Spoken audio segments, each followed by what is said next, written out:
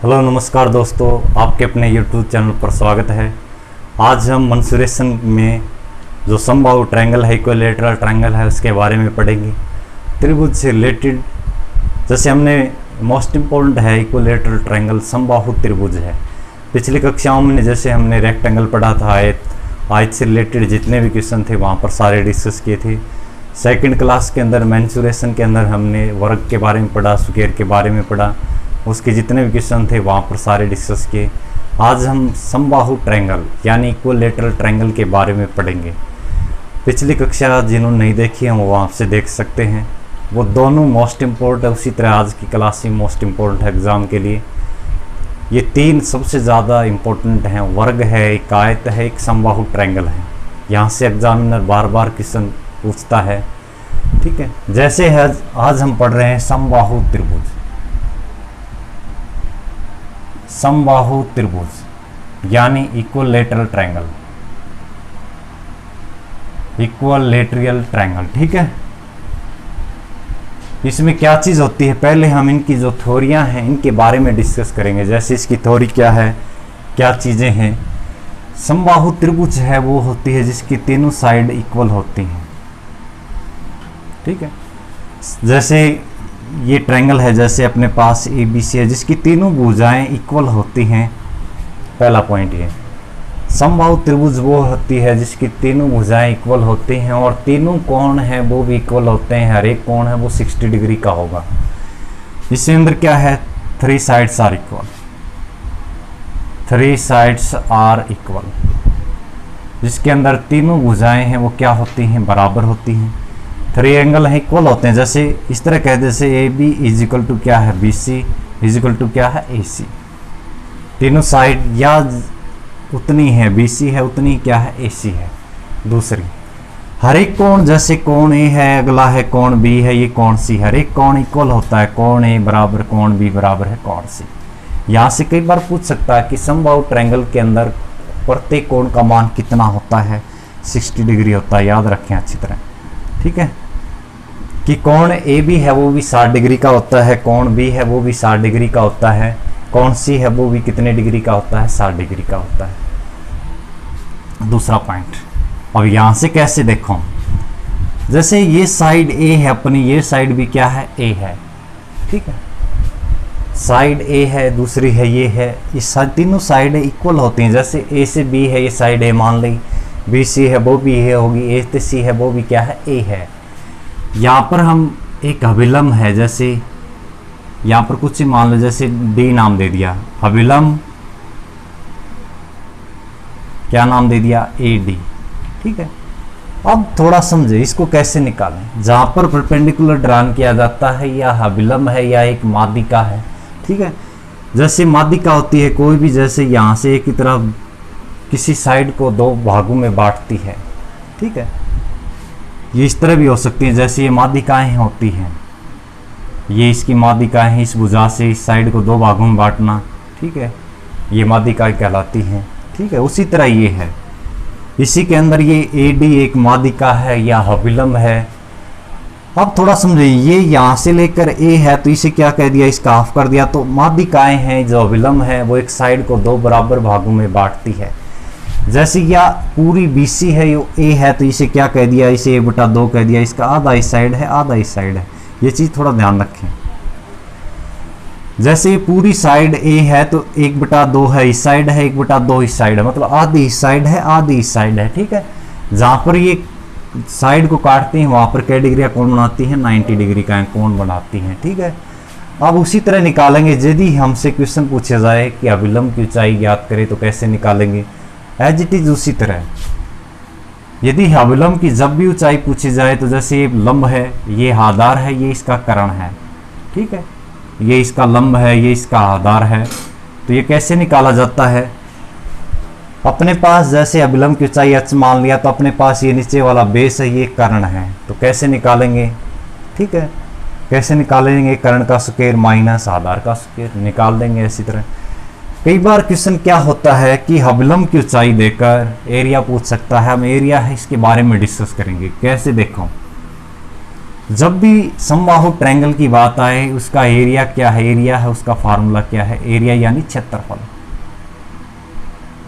ये ट्रायंगल सबसे ज़्यादा इंपॉर्टेंट है परीक्षा की दृष्टि से। एरिया क्या है समबाहु त्रिभुज का, तो इसका फार्मूला है √3/4 a का स्क्वायर। ए हम मान रहे हैं ए है, ये अपनी साइड है, मतलब भुजा का स्क्वायर।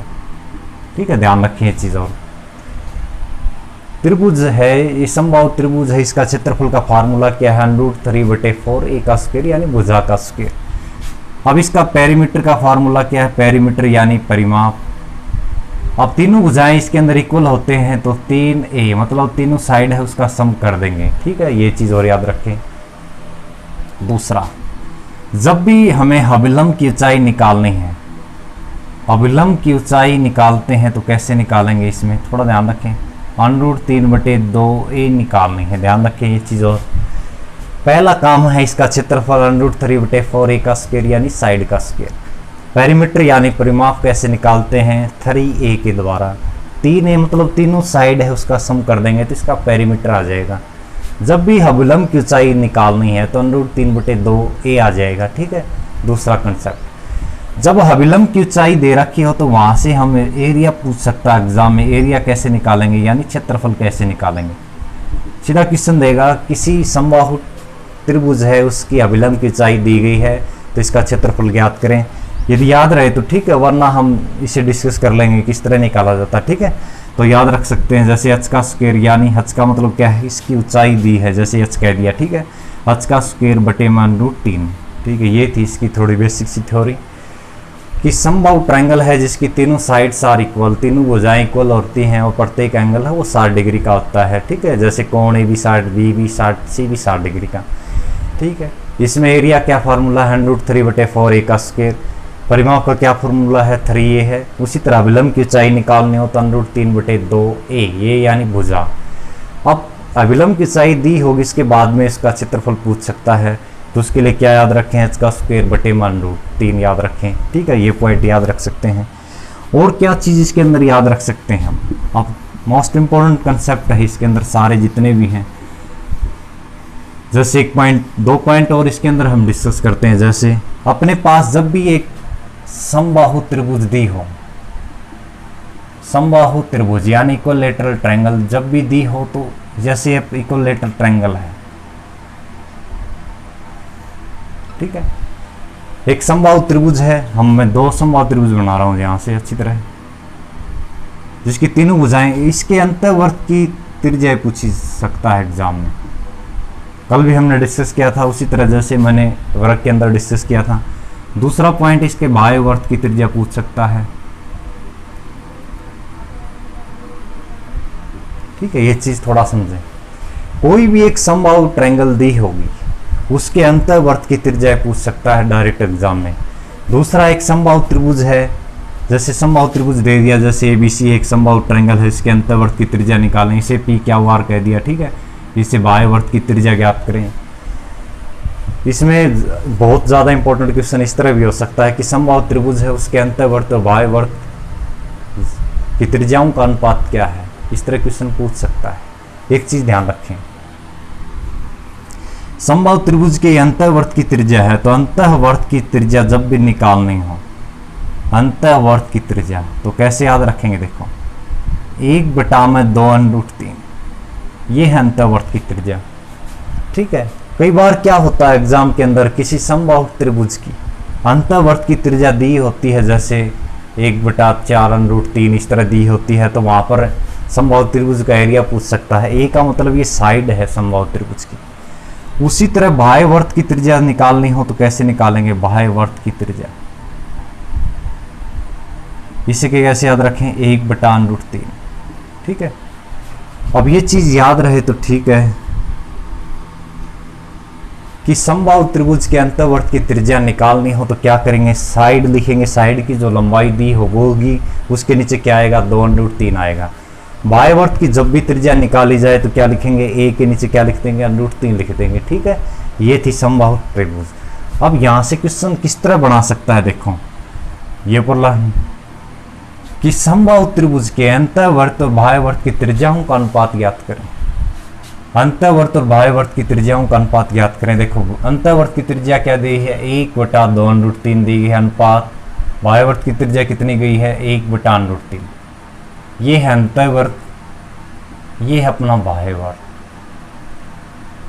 कोई भी कोलेटरल ट्रायंगल है उसके अंतःवर्त और बाह्यवर्त की त्रिज्याओं का अनुपात क्वेश्चन पूछ सकता है। तो देखो इसमें इस तरह होता है जैसे 1:2, 2:1, बस यहीं से क्वेश्चन गलत हो जाता है। कैसे देखो, समबाहु त्रिभुज के अंतःवर्त की त्रिज्या पूछी जाती है 1/2√3, बाह्यवर्त की त्रिज्या पूछी जाए तो 1/√3 लिखेंगे। ठीक है यहाँ तक।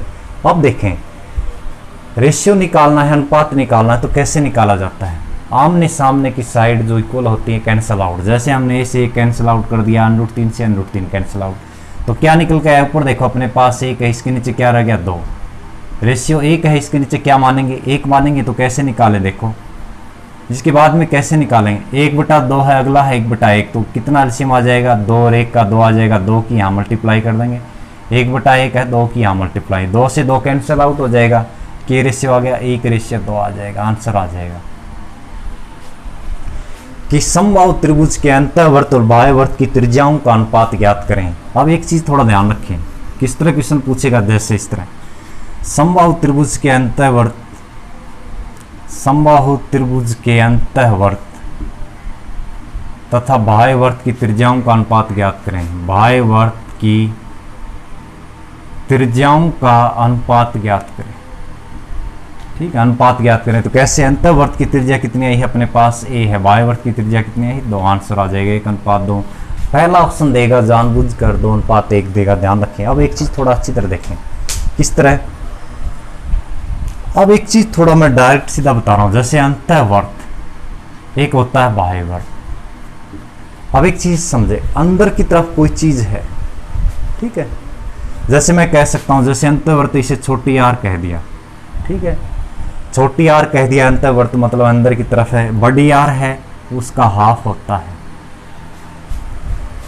छोटी आर लिखा है इसका मतलब क्या है, ये कोई समबाहु त्रिभुज के अंतःवर्त है, मतलब अंदर की तरफ वर्त है। बड़ा आर लिखा है इसका मतलब समबाहु त्रिभुज के बाहर की तरफ वर्त है।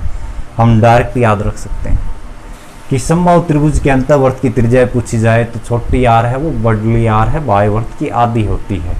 अब यहाँ इस तरह कह सकते हैं छोटी आर का दुगुना कौन सी होती है, बाह्यवर्त। जैसे छोटी आर का दुगुना कौन सा आ गया, बाह्यवर्त, 2 आ जाएगा, आंसर आ जाएगा। या इसका आधा करेंगे, देखो 2 का आधा करेगा कितना आ गया, 2 को हम 2 से भाग करेंगे तो 1 आ जाएगा। डायरेक्ट याद रखें, छोटी आर है अंतःवर्त है उसका दुगुना है वो बाह्यवर्त की त्रिज्या होती है। या इस तरह कहते बाह्यवर्त की आधी कौन सी होती है, अंतःवर्त की त्रिज्या होती है। ठीक है, ध्यान रखें। ये थी समबाहु ट्रायंगल से रिलेटेड जितनी भी थ्योरी है, किस तरह इसका एरिया है, किस तरह इसका पेरीमीटर है, किस तरह विलंब की ऊंचाई है, विलंब की ऊंचाई दे रखे हो तो कैसे निकालेंगे।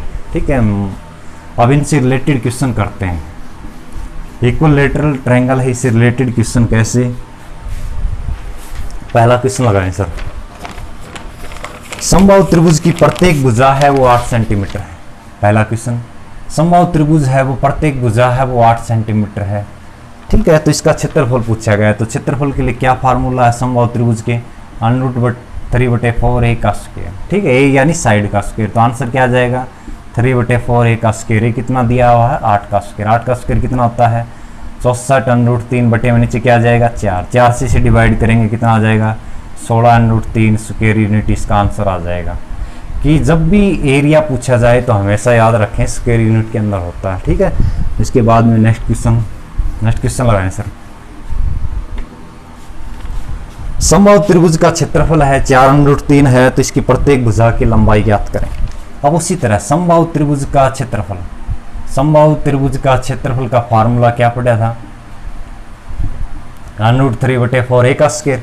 और समबाहु त्रिभुज का क्षेत्रफल दिया गया है पहले से, कितना दिया गया है 4 √3 इजिकल टू, अब यहाँ से देखें √3/4 a का स्क्वायर। इस तरह के क्वेश्चन पूछ सकता है बार बार घुमा घुमा कर कि समबाहु त्रिभुज का क्षेत्रफल कितना है 4 √3 है, तो उसकी भुजा की लंबाई ज्ञात करें। ए बताया गया है, ए है वो साइड भी है और भुजा भी है। कैसे निकालेंगे देखो, √3 से √3 कैंसिल आउट हो जाएगा, तो 4 बराबर कितना आ जाएगा a² बटे में 4, इसके नीचे एक मान आर पार गुणा कर देंगे एज इट इज। उसी तरह क्या आ जाएगा 4 की 4 से गुणा करी 16 इजिकल टू क्या आ जाएगा a का स्क्वायर। 16 का स्क्वायर है 4 का, इसका मतलब स्क्वायर से स्क्वायर कैंसिल आउट हो जाएगा, ए इज इक्वल टू कितना आ जाएगा 4। इसका मतलब क्या है कि समबाहु त्रिभुज है, ए का मतलब साइड यानी भुजा, समबाहु त्रिभुज की भुजा की लंबाई वो कितनी आ जाएगी 4 सेंटीमीटर आ जाएगी। ठीक है, नेक्स्ट क्वेश्चन हो जाए सर।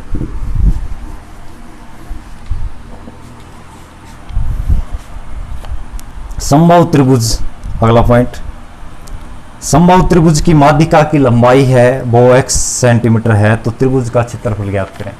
समबाहु त्रिभुज की माध्यिका की लंबाई x सेंटीमीटर है। ठीक है, समबाहु त्रिभुज है उसकी माध्यिका की लंबाई x सेंटीमीटर है, ये माध्यिका होगी यानी अभिलंब हो गया ये माध्यिका। ठीक है, माध्यिका है उसकी लंबाई है वो x सेंटीमीटर है, ये माध्यिका दी गई, इसकी लंबाई जैसे नाम दे दो कुछ भी ए बी सी, यहाँ से डी कह दिया। समबाहु त्रिभुज में माध्यिका है उसकी लंबाई है x सेंटीमीटर, तो त्रिभुज का क्षेत्रफल ज्ञात करें। तो फार्मूला क्या है √3/4 यानी a का स्क्वायर। ठीक है, ये है समबाहु त्रिभुज का एरिया निकालना। अब एक और चीज, माध्यिका यानी समबाहु त्रिभुज का ये अभिलंब है। जब भी अभिलंब की ऊंचाई दी हो तो वहां पर मैंने एरिया का एक फार्मूला और लिखा था, क्या था, h का स्क्वायर बटे √3 लिखा गया था। समबाहु त्रिभुज का क्षेत्रफल का फार्मूला है √3/4। जब भी एरिया निकाला जाए, जब हाइट दी हो, समबाहु त्रिभुज की हाइट या अभिलंब या माध्यिका की लंबाई दी हो तो क्या निकालेंगे, देखो h का स्क्वायर बटे √3। h देखो यहाँ से कितना है x का स्क्वायर बटे √3। अब क्या करेंगे, √3 के ऊपर गुणा कर देंगे, √3 के नीचे गुणा कर देंगे, क्या आ जाएगा, सोल्व करेंगे तो x स्क्वायर √3 बटे नीचे क्या आ जाएगा, √3 की 3 से करेंगे तो 3, इसका आंसर आ जाएगा। ठीक है, ये आंसर आ गया। जब भी अभिलंब या माध्यिका की हाइट दी हो तो कैसे निकालेंगे, h का स्क्वायर बटे √3 कर देंगे। अब देखो ये किसी के याद रहे, तो कई बार क्या होता है याद नहीं रहता, तो कैसे निकालें, देखो यहाँ पर ये एक अभिलंब है यानी माध्यिका है जो सामने वाली साइड को 2 बराबर भागों में बांटती है। तो ये a कह दिया, ये पूरा a है, तो ये कितना बच जाएगा, 1/2 बच जाएगा, a का आधा बच जाएगा। यहाँ से 90 डिग्री का एंगल बनाया गया है। अब इसको कैसे निकालें, थोड़ा अच्छी तरह करेंगे ध्यान से। उसी तरह जैसे कि इसका लंब है, ये इसका बेस है, तो ये इसका कर्ण है, तो क्या फार्मूला आता है अकॉर्डिंग टू पाइथागोरस थ्योरम, कर्ण का स्क्वायर बराबर है परपेंडिकुलर स्क्वायर प्लस बेस का स्क्वायर। ये इसका कर्ण है, तो यहाँ से क्या निकालेंगे, a का स्क्वायर बराबर है, फिर परपेंडिकुलर यानी x का स्क्वायर प्लस इसका स्क्वायर करेंगे तो क्या आएगा, देखो a का स्क्वायर बटे में नीचे क्या आ जाएगा, 2 का स्क्वायर कितना आ जाएगा, 4 आ जाएगा।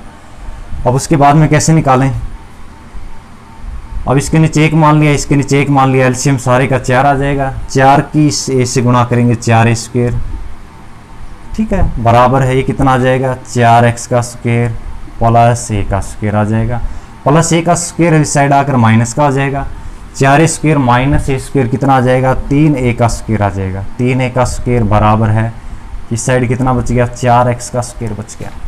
पाइथागोरस थ्योरम लगा रहे हैं, जैसे कर्ण का स्क्वायर बराबर है परपेंडिकुलर का स्क्वायर प्लस बेस का स्क्वायर। a का स्क्वायर कर दिया, यहाँ पर ये इसका परपेंडिकुलर है यानी लंब है x का स्क्वायर, 1/2 का स्क्वायर करेंगे तो a का स्क्वायर 2 का स्क्वायर कितना होता है, 4। उसके बाद में सारे का एलसीएम लेंगे 4 आएगा, 4 की एक स्क्वायर से गुणा करेंगे कितना आ जाएगा, 4a स्क्वायर आ जाएगा। उसी तरह 4 की x स्क्वायर से गुणा करेंगे क्या आ जाएगा, 4x स्क्वायर आ जाएगा, a स्क्वायर आ जाएगा।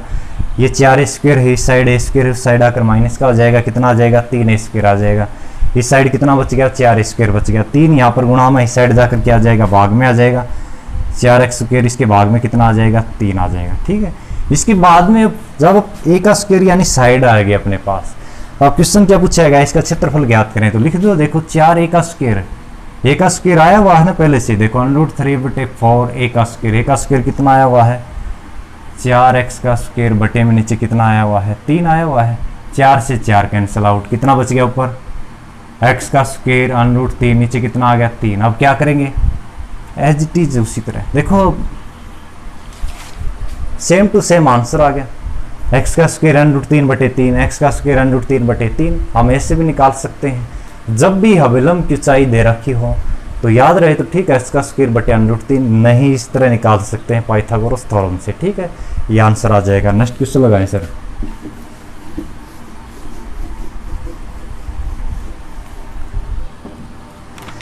उसी तरह समबाहु त्रिभुज के अंतःवर्त और परावर्त के क्षेत्रफल का अनुपात ज्ञात करें। उस समबाहु त्रिभुज के अंतःवर्त परावर्त की त्रिज्याओं का अनुपात ज्ञात करें। अंतवर्त की त्रिज्या है, दूसरा पॉइंट बताया गया था बाह्य वर्त की त्रिज्या। ठीक है, कि अंतर्वृत्त बाह्य वर्त या परिवर्त, बाह्य वर्त की जगह बाह्य वर्त, इसे परिवर्त भी कहते हैं, परि का मतलब इसके बाहर के ऊपर। ठीक है, समबाहु त्रिभुज के अंतर्वर्त बाह्य वर्त की क्षेत्रफलों का अनुपात पूछा गया है। तो समबाहु त्रिभुज के अंतर्वर्त की त्रिज्या जैसे डायरेक्टली याद रखें, इसका दुगुना, अंतर्वर्त की त्रिज्या का दुगुना कौन से वर्त की त्रिज्या होती है? त्रिज्या का मतलब क्या है? ये अंतर्वर्त की त्रिज्या, इसे छोटी आर कहा था, इसे क्या कहेंगे? बड़ी आर। ठीक है, कैपिटल आर स्मॉल आर है, बड़ी कैपिटल आर है। इसका दुगुना बाह्य वर्त की होती है। तो क्षेत्रफल समबाहु त्रिभुज के क्षेत्र, यहाँ से अंतर्वर्त है, वर्त के क्षेत्रफल का फार्मूला क्या होता है? पाई आर स्क्वायर होता है। पाई आर स्क्वायर यहाँ यूज करेंगे, पाई आर स्क्वायर यहाँ यूज करेंगे। पाई से पाई कैंसिल, R1 का स्क्वायर, छोटी आर का स्क्वायर करेंगे, एक का स्क्वायर एक होता है, उसी तरह इस आर का स्क्वायर, दो का स्क्वायर कितना होता है? 4। समबाहु त्रिभुज के अंतर्वर्त बाह्यवर्त की त्रिज्याओं का अनुपात पूछा जाए तो क्या होता है? 1:2। समबाहु त्रिभुज के अंतर्वर्त बाह्यवर्त के क्षेत्रफलों का अनुपात पूछा जाए तो क्या होता है? 1:4 होता है। आंसर आ जाएगा। ठीक है, ध्यान रखें इस तरह क्वेश्चन को। नेक्स्ट क्वेश्चन लगाएं सर।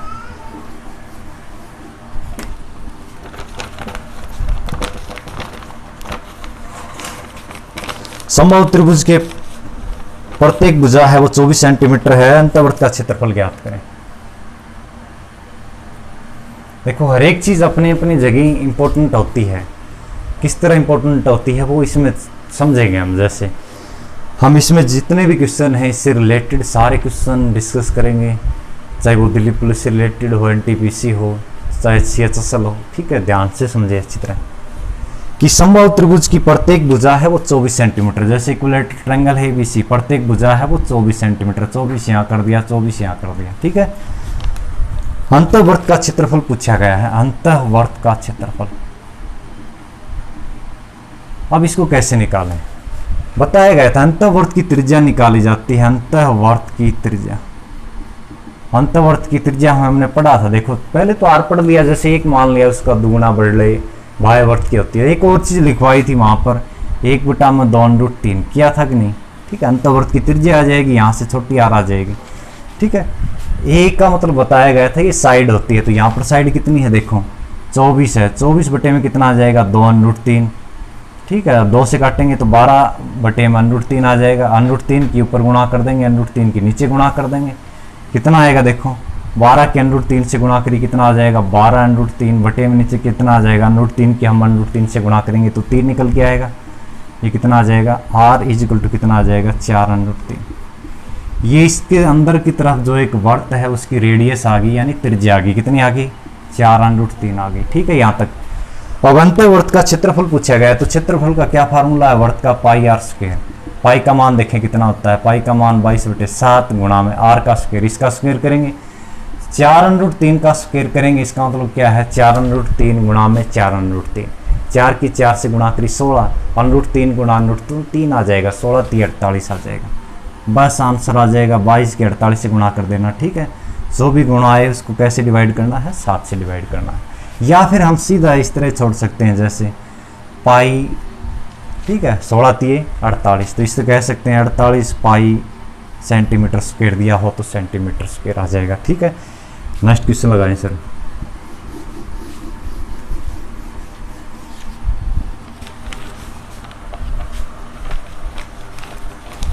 अगला पॉइंट, समबाहु त्रिभुज के अंतर्वर्त का क्षेत्रफल दिया गया है।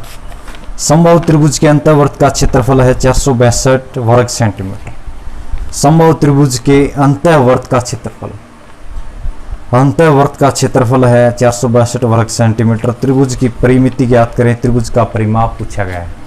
ठीक है, समबाहु त्रिभुज के अंतर्वर्त, उसी तरह अंतर्वर्त के लिए क्या पढ़ेंगे? देखो, ठीक है, अंतर्वर्त अंदर की तरफ, अंतर्वर्त का क्षेत्रफल, अंतर्वर्त का क्षेत्रफल कितना दिया गया है? अंतर्वर्त का क्षेत्रफल 462 वर्ग सेंटीमीटर दिया गया। अब अंतर्वर्त का क्षेत्रफल निकालना हो तो अंतर्वर्त की त्रिज्या क्या होती है? हमने थोड़ी देर पहले पढ़ा था, 1/2√3 होती है ना, ये अंतर्वर्त की आर है, मतलब अंतराले वर्त की रेडियस है। तो हम ये पहले ये निकालेंगे। क्या फार्मूला होता है? पाई आर स्क्वायर। आर क्या होती है? आर अपनी ये है, इसका स्क्वायर करेंगे, इसका स्क्वायर करेंगे तो 1 का स्क्वायर 1 हो गया, 2 का स्क्वायर 4 होता है, √3 का स्क्वायर करेंगे, √3 से स्क्वायर कट गया, 4 × 12 आ जाएगा। ठीक है, इजिकल टू कितना आ जाएगा, 462 आ जाएगा। अंतःवर्त का क्षेत्रफल 462 दिया गया है, तो अंतःवर्त की त्रिज्या हमें पता है 1/2 √3 होती है। अब अंतःवर्त का क्षेत्रफल क्या होता है, πr²। वर्त का क्षेत्रफल होता है πr²। πr, r कितना है अपने पास, ठीक है, इसका स्क्वायर कर दिया। अब थोड़ा समझे यहाँ से कैसे निकालें, देखो पाई का मान कितना होता है, 22/7 गुणा में a का स्क्वायर बटे 12 इजिकल टू कितना आ जाएगा, 462। चलो काटते हैं, इस साइड ले जाएंगे, जैसे a का स्क्वायर इजिकल टू कितना आ गया, 462। जो नीचे हैं ये ऊपर की तरफ हो जाएंगे, 7 ऊपर हो जाएगा और 12 भी ऊपर हो जाएगा। 22 ये ऊपर है, ये कहाँ जाएगा, नीचे आ जाएगा। 2 से काटेंगे 11 आ जाएगा, 2 से काटा कितना आ जाएगा, 6। ठीक है, अब काटते हैं, 11 से 11 चौके 44, 11 दूनी 22। ठीक है, 11 चौके 44, 11 दूनी 22। अब कैसे गुणा करें, देखो 7 के 42, 42 42 की गुणा है, तो 42 का स्क्वायर कर देंगे। देखो 42 ये है, 7 की 6 से गुणा करी 42, इसका मतलब 42 2 बार आया है, तो 42 का स्क्वायर कर दिया, स्क्वायर से कैंसिल आउट। इसका मतलब क्या है, a का मान कितना आ जाएगा, 42 सेंटीमीटर आ जाएगा। a यानी इसकी साइड कितनी आगे है, हर एक साइड इक्वल होती है इक्विलेटरल ट्रायंगल के अंदर 42 सेंटीमीटर। तो त्रिभुज की परिमिति पूछी गई है, यानी त्रिभुज का परिमाप पूछा गया है। समबाहु त्रिभुज का तीनों साइड है, उनका सम होता है 42 + 42 + 42, बस आंसर आ जाएगा 4 2 6 12, बस इसका आंसर आ जाएगा। इसका मतलब क्या, समबाहु त्रिभुज है, उसकी परिमिति या परिमाप कितना आ जाएगा, 126 सेंटीमीटर आंसर आ जाएगा। ठीक है, ये थी हमारी जो समबाहु जो मेंसुरेशन है उसका 3rd पार्ट। ठीक है, आज हमने जो इक्विलेटरल ट्रायंगल है, समबाहु त्रिभुज है, उसके बारे में सारा डिस्कस किया। यहाँ से क्वेश्चन भी छूटने की संभावना बहुत कम है। ठीक है, जिन्हें 2 वीडियो पीछे वाले नहीं देखे मेंसुरेशन के बारे में, वो देख लें, वो इम्पोर्टेंट कंसेप्ट हैं। आयत और वर्ग के बारे में तीसरी क्लास मोस्ट इम्पोर्टेंट है, ये तीनों सबसे ज़्यादा इम्पोर्टेंट हैं हर एक परीक्षा के अंदर। इससे यहाँ से क्वेश्चन आता है बार बार। थैंक यू वेरी मच, धन्यवाद।